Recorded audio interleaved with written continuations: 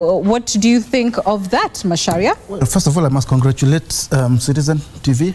That's a great effort. And Michael Kinye's team. All the rest of us have tried over the years to run a tallying center and not succeeded. Media, political parties, and everybody else. But I have one or two questions. Your tally is from 34B. Right.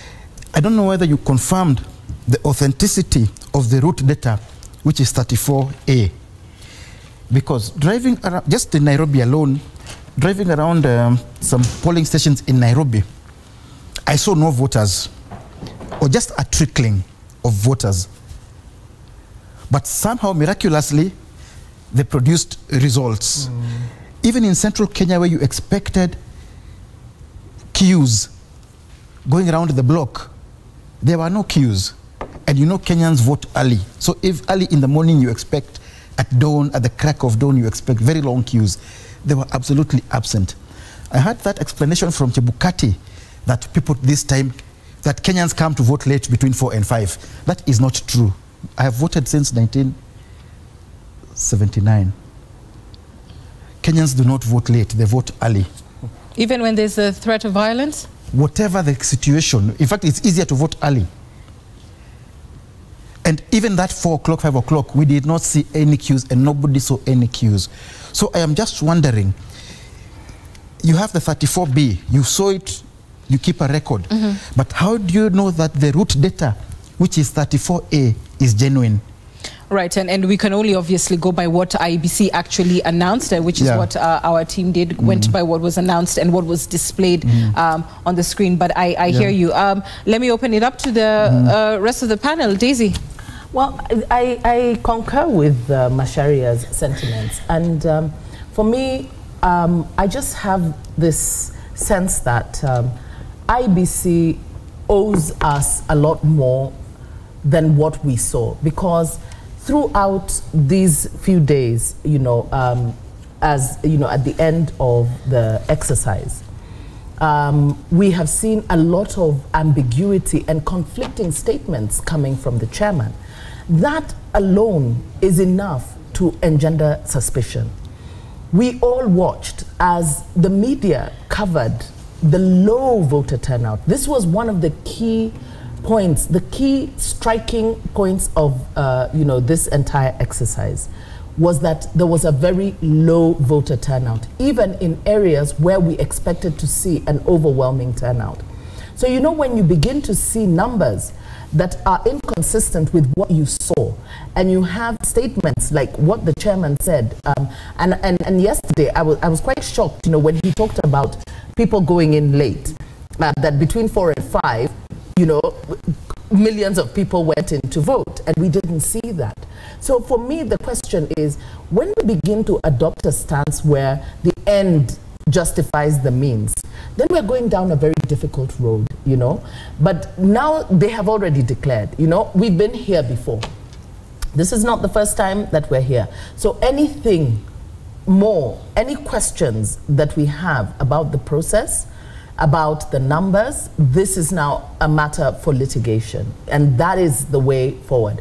But I think that IEBC have done us a disservice, and we need to begin to demand more from our institutions. And I also think that our leaders should begin to appreciate winning even in clear processes, because for me, it can't just be about winning, that you win whatever the case, because this was essentially a contest against, the president was vying against himself, So even if he got 9 out of 10 votes, whether the turnout was 10% or 5% or whatever, he was going to win either way. He was going to win either way. Okay. So for me, I find that the ambiguity is so unnecessary in a process that should be so clear.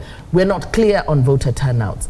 There's a process. The KIMS kits, the presiding officers should have been sending regular updates on the number of voters who've been identified. So for me, I'm disappointed in IEBC, and I wait to see how things go moving forward. All right, Kamotho, your thoughts on the process and where we are? We're a very unfortunate country. Good people, an election has taken place. We don't trust the IEBC.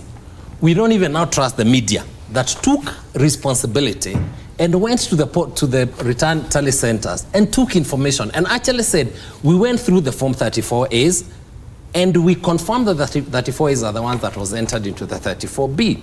Now we are saying, but where do we know where those ones come from? We had observers in this country. You know, in fact, any well-meaning citizen, particularly those in civil society media, the least they could have done is go to those polling stations. If we don't trust institutions, but we wait on this side and remain skeptical, we send that skepticism into the country, and I think it's unfortunate. You know, Anne, I went to vote this time, and I'm not saying that there was nothing wrong. By the way, I don't work for IBC. I don't know whether any shenanigans happened. But it took me, and I checked, it took me exactly less than a minute to finish voting. From the time I got in and I was checked and voted, it took me 1 minute. Queues are generally a function of the amount of time a voter takes to vote. Last time, it took on average about 5 minutes. So people waited and queues built up. So it is actually, there's a rational reason why you wouldn't find long queues. But I think for me, the bigger question is, who are we going to trust eventually? Because if we don't trust our processes at all, and we must throw in questions, then Kenyans start to think there's something wrong with the process. We have ways of establishing that process. In fact, I said at the beginning, if we truly believed in a free and fair election, I would have assumed that the politicians, the coalition of politicians, civil society would actually look for 40,000 Kenyans and send them to these 40,000 polling stations. We would have photos of the 34As. We don't want to do that. We wait until the commission finishes, and then we pour water on it and say, what did we expect the commission to do? The commission did the best it could. It has given us the information. We don't have conflicting evidence, but we pour enough cold water. We kill our institutions and the faith in our institutions, and we think it's good for us, we will pay a heavy price. So what I'm saying, I'm not saying IBC is innocent, but before we accuse it, let's at least try and establish the facts. Let us make an effort, because we have the capacity to challenge those facts. A lot of these things happened here in Nairobi. What was so difficult about those of us who believe IBC is not credible? To go to the polling stations in Nairobi, take those photos. If there's a discrepancy, bring it to the media. I think it is irresponsible for us to make accusations against this commission if we don't have conflicting evidence. When we have conflicting evidence, let's put it on the table. It's the best we can do for building institutions. They are not perfect, but we owe them at least that. I would like to say this. You know, Kamotho has every right to feel the way he does.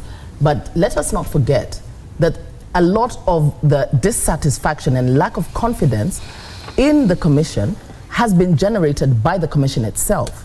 Let's not forget, 5 days to the election, the chairman himself, in an address to the nation, he called a press conference and told us with his own mouth that he could not guarantee a free and fair process. He did this. He did this. He spoke to all Kenyans. It is not us who said that. He said it himself.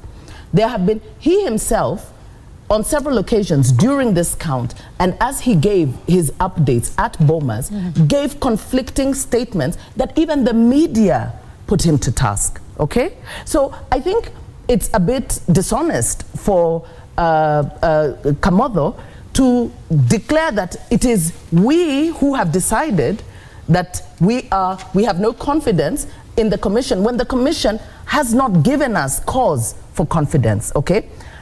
Secondly, there are going to be a lot of reports that will be generated, okay? This exercise only just completed this afternoon, okay? There are several organizations that had observers that will give us their reports, including international observers. But let's not also run away from the fact that the international media and the local media have been putting several questions to the IEBC in Bomas as we have watched. Same questions that we are also raising. So this mustn't be made to look like we're trying to break down the commission. I think it is wrong for us to try and be silenced for demanding better from an institution that has a responsibility of ensuring that they give us a free, fair, credible, transparent, and verifiable process. The minute we are not able to see that clarity, we have a responsibility to ask. Now, that doesn't mean that we're trying to kill the institution. Asking questions and demanding accountability from them is also part of our responsible duty as citizens. And be that as it may, because, and I hear you, Daisy, that IEBC ought to be accountable, even if it was in an election where the president was running against himself. They still ought to be asked the right questions. But Macharia, this is where we are. Obviously, there was going to be a group based on either fact or feeling that would take exception with the way this election was run. And obviously, there was going to be a group that supported it. Again, it could be based on fact or feeling. With that divide, so which way forward for Kenya? We approached this election divided, and there was never going to be concurrence on the outcome. The moment Raila Odinga withdrew, and because of the reasons he cited for withdrawing, which included that the IEBC cannot be trusted to deliver a proper election, which it admitted, there was going to be a division, and the outcome anyway was clear. There is no contest about the outcome. And we may now contest the turnout, because obviously the turnout, it became an election based on what is the turnout, because somebody wants to validate what he claimed to have got in the first election. But now we have it, we have a result, and I don't think anybody is disputing it. I can see Uhuru Kenyatta being sworn in. I don't see any petition really going through. There may be some petitions in the works, I don't know, but it will be difficult for them to go through. But what next? This election does not solve our divide. Absolutely not. It may buy a ceasefire for a while, but there are some very serious issues which divide us. And here I'm not talking about Uhuru and Raila divide, or the family divide, or Jubilee and NASA divide, because those are basically temporary, all of them are temporary political vehicles. We have a serious issue with the way we play politics, with the ethnicization of politics, with the ethnic mobilization, and the attendant violence or threat of violence. We may not solve it today, but it will, and we may buy time now. You will have a president who is the president of one part of the country, or one ethnic bloc, but not another ethnic formation. We will go to 2000, if we go to 2022 still with those issues unresolved, we are going to have the kind of explosion you've never seen before. Because that one will be, could be even worse. Because this will be now, this same coalition going to elections on a premise of not just power sharing, but power transfer. Now, if that promise is not kept, then you're going to have an explosion where, in the places where explosions really happen, like the Rift Valley, that is guaranteed. So those are things which we must solve now and work on solving now. And we are not going to solve them unless we first of all accept that there is a problem. Anne, can I say something? Yes. I think just 1 minute on the election, and I would like for us to discuss the election, because I agree with Macharia. Elections are not going to resolve fundamentally our problem. But I think the elections are also bigger about institutions. I think I was saying today is I'm not asking you to trust IEBC. I'm not even asking you to trust, but I think we owe it to ourselves as a people. Having been beaten once, having believed that this election was stolen, we owed it to ourselves then to actually go and check IEBC. It's been, what, 5 days before the elections. I'd have expected credible institutions by now to be giving us, like Citizen has done, maybe not perfectly, alternative stories. I think that's all I'm saying, that we owe it to ourselves. I'm not saying trust IEBC. Why should you trust it? Our business is not to trust it, for it to do its work. But it's to say we owe it to ourselves to do that. If we are not doing that, then we lose the credibility to be critical of these institutions without giving ourselves credit. Number two, there are certain things that I'll tell you that may not make sense. If this election was being compromised by Jubilee, and I will not push Jubilee's argument, they have their own problems. In Kalenjin land, in the Rift Valley, the turnout was about 50%. There were no observers there. If you had been wanting to steal an election, that would have been the place to steal it. You wouldn't be coming to look for 10 votes in Mathare. So I'm just saying there are certain things we need to come to terms with. That this election probably happened. Maybe it's a reflection of the people who turned up. Let us then answer, having resolved and put that question aside, why is it that fundamentally, 10 years after passing a constitution, why is it that we are this divided as a people? First, let me say what is positive, because it's also very easy right now to just notice what is wrong. The reality is, as a people, There are certain things we have done right, and we need to build on those things. Why is it that we haven't had a national uprising? We have had, and it's unfortunate some people have lost their lives, but the sort of violence we have seen is in isolated places. If you compare that to 2007, what is it that we have done between 2007 and 2017? Some things are, of course, political alignments. But the reality is there are certain issues we have dealt with, like fiscal inclusion. Not perfectly, but we're on the way there through devolution and through a more open process of dividing revenue. There are certain things we have done about institutions. We have more faith in our institutions. Remember in 2007, we refused to go to the Supreme Court. We didn't, the Court of Appeal, we didn't trust it. Now, at least we keep believing we can litigate, and we have some faith in the courts. IEBC may not be perfect, but we gave it another election to run. So there are some things we have done right. There are many things we have done wrong. The training of our policemen. We need to do something about the application of force. The automatic whatever force by policemen. Number two is about the question of political exclusion.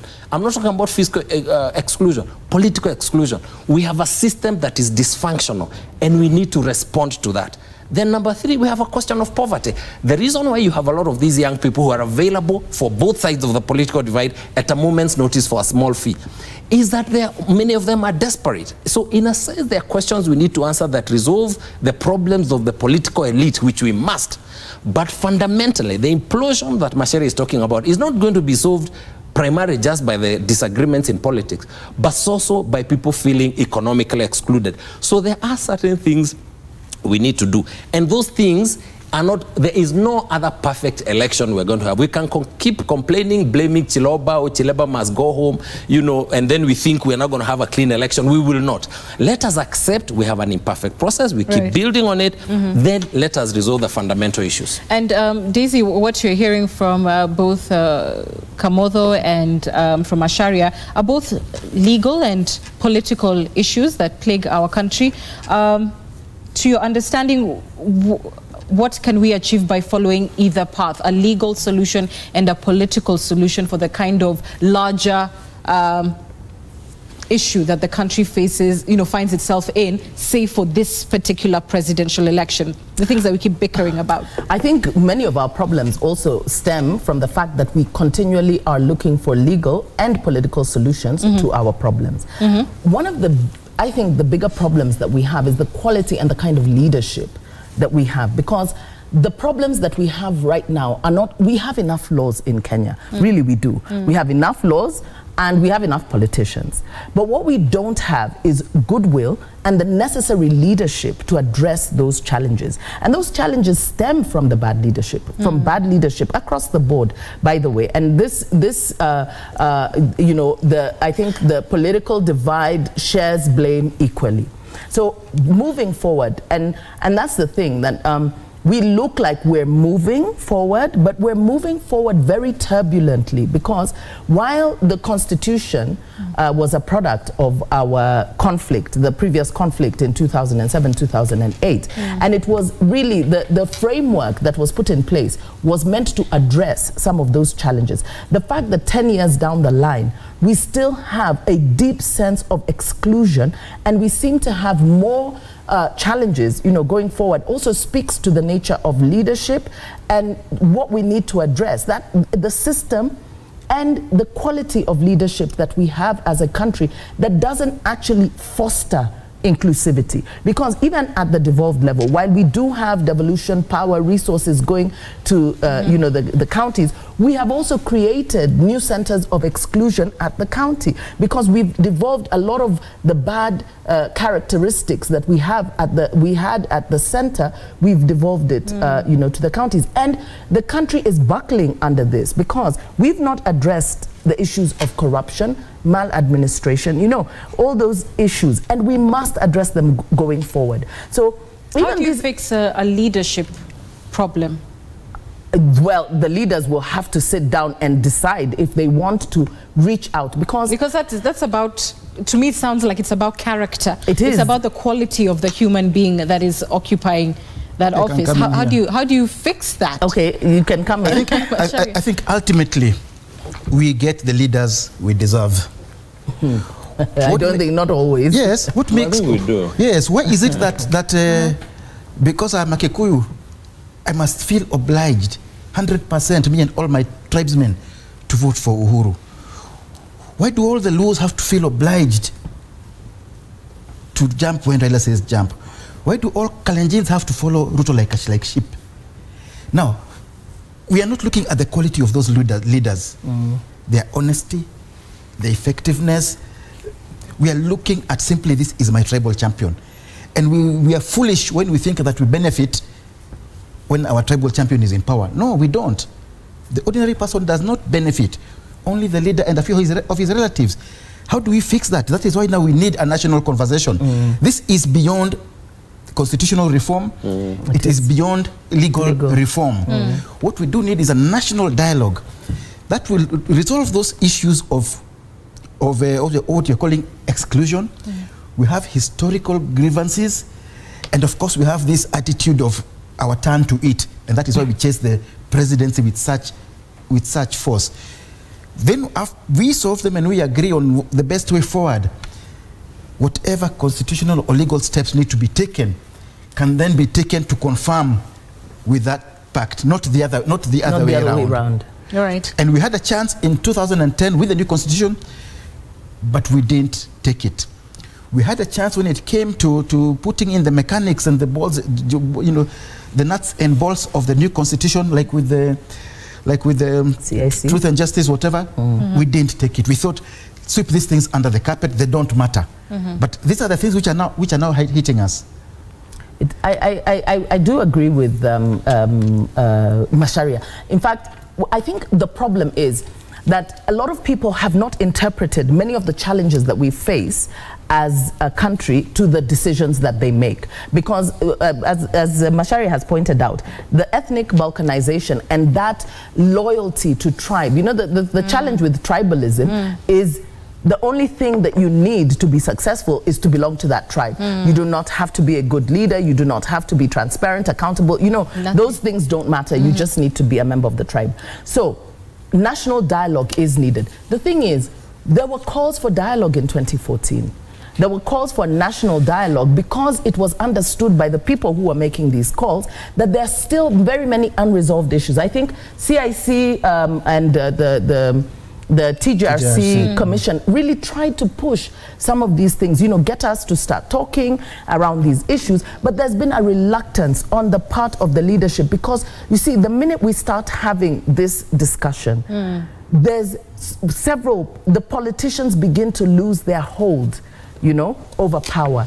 And that's not an easy, the possibility of power slipping away becomes a problem. So we shouldn't expect them to drive such a process? We need them. You see, we're going to need them to be part of the process. But I think we must also decide who is going to speak for Kenya and Kenyans, because if our politicians are not speaking for us, despite being the representatives of the people, but they're really representing their own interests, then we must have a platform that actually allows for the people to speak for themselves and express that disaffection and have it addressed one way or another. Otherwise, we're simply postponing a problem. Now, the bigger problem that we have now is moving forward, we're so polarized. The first thing that needs to happen is there needs to be a healing and a bridging of this divide before we can even start having that conversation, right? Right. Kamodo, will the president eventually getting round to talking to opposition leadership help that? He said he's going to wait for all constitutional avenues first to be explored. I'm sure he will, and any prudent leader would. I don't think there's anybody in whose interest it is to have a divided country, where people feel excluded and they don't belong. I think there are certain steps that can be made. But at the end of the day, let's also not forget that elections are by their nature divisive. And it's not unique to Kenya. Just here in the UK, people after Brexit don't talk to each other. In fact, there's families that, so some of these things are natural. And let's not assume we are now in a crisis and Kenya, divisions during an election season are natural. They are natural, and politicians harvest from those divisions. So politicians are the worst people to ask people to bring to whatever together at a time like this. But I think let us also not delegitimize political leaders and say now, you know, political leaders are no longer, so let's look for other platforms. Those platforms exist. You see, the fact that media exists and people listen and politicians listen, the fact that civil societies exist, the fact that other churches and all exist, those roles are going to continue to be played. But I think let's also... But what strength do they have? Let me tell you, because in the run-up to this election, you heard all those groups that you're talking about push for, plead, beg that there be talks between the two leaders, but both of them said no. And you cannot have talks before an election. You know, we also ask politicians for... Remember, politicians thrive in disunity when we are heading to an election. So why are you telling them to come together? You can never come together just before an election. I think the point I'm making is, let's not be too skeptical about this country. I watched the elections in the counties, and that's a conversation we never have. We very quickly run to the ethnic question and ask like that's what defines this country. The truth of the matter, if we were to do very intense analysis about what happened in most of the devolved government races, where people are allowed to make fair choices, you'll be surprised that people voted for quality. We don't talk about that, but there are many places you go and find this person had money, this person had influence, but people decided to vote for X because they believe they can deliver.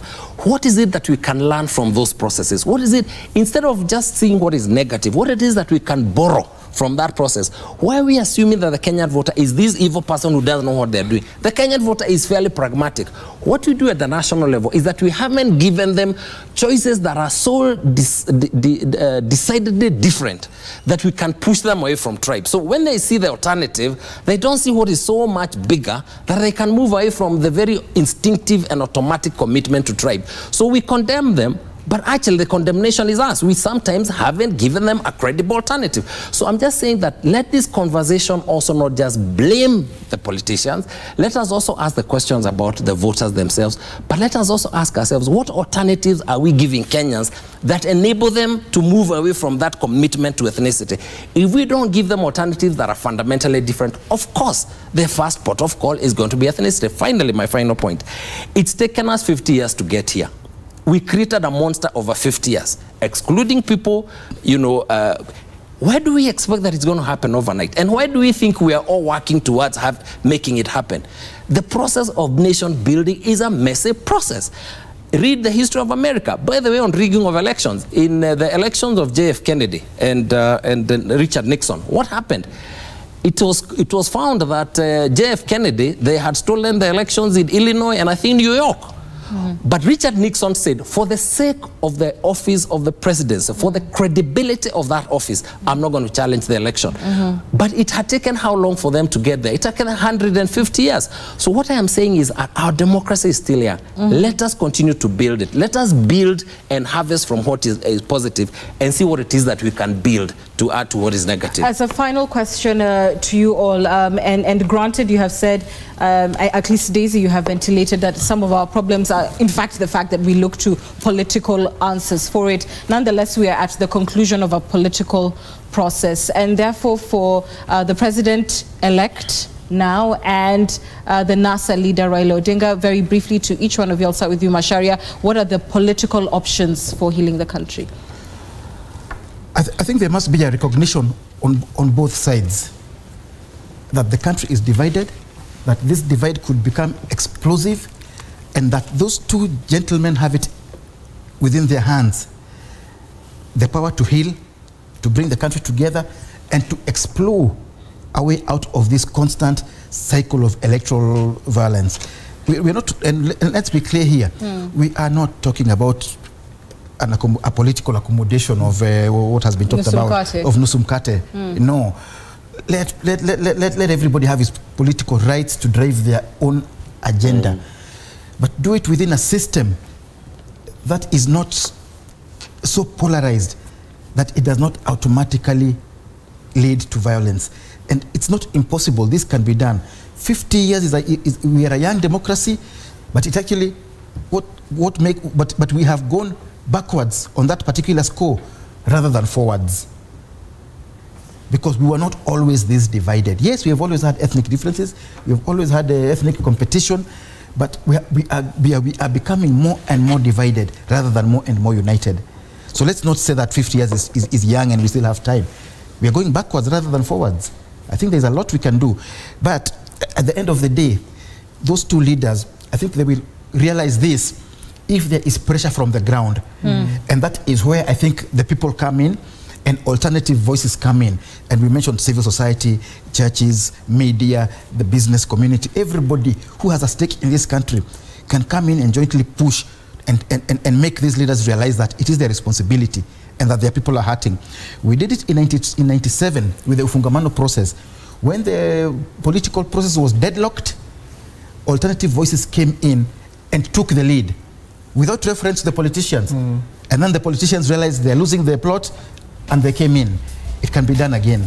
All right, Daisy, political options for President-elect and the NASA leader to heal the country. You know, when President-elect Uhuru Kenyatta was first declared after the August 8th election, he said something in his speech. He said that he was committed to leaving Kenya a better place than he found it.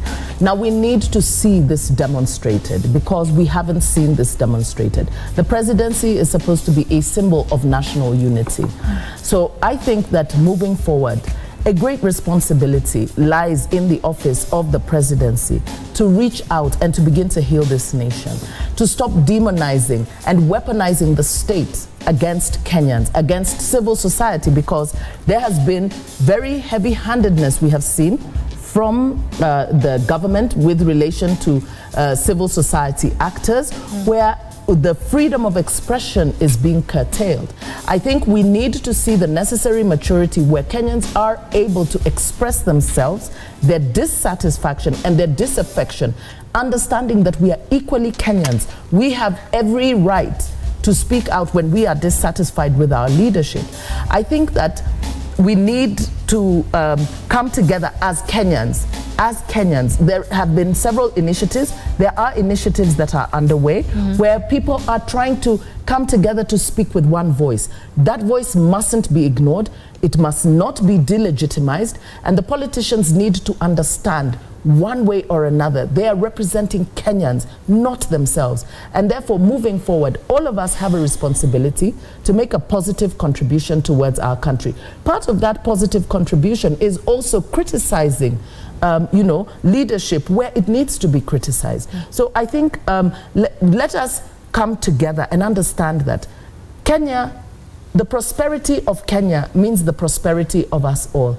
But if Kenya goes bad, it goes bad for all of us. So we need sober hands and we need leadership, not political brinkmanship, not targeted attacks on persons who are deemed to not support certain you know, persuasions or are deemed to support certain persuasions. We really need people to respect that I can hold a different view and we can still come to a point where we actually agree on certain things concerning us as a country and build on those things that we do agree on. All right, come with the political options for the president and for his main opponent. I mean, for the president, I think he's a heavy responsibility. I mean, the reality is he's been elected. One must congratulate him for that.